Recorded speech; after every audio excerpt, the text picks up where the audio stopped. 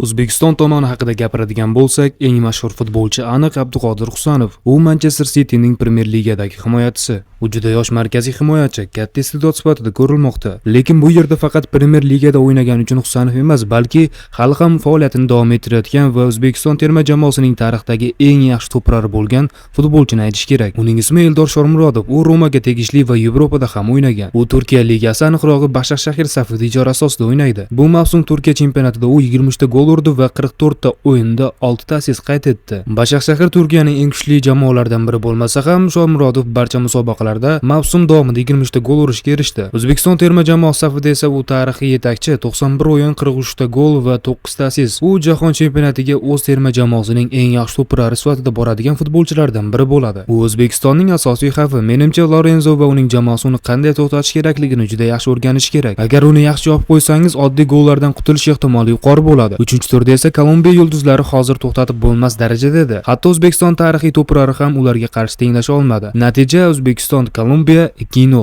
Qaytgancha O'zbekiston va Kolumbiya o'rtasidagi o'yinni Telegram kanalimiz orqali jonli efirda tomosha qilishingiz mumkin. Hozir sahifamiz biosidagi kanalga obuna bo'lishni unutmang.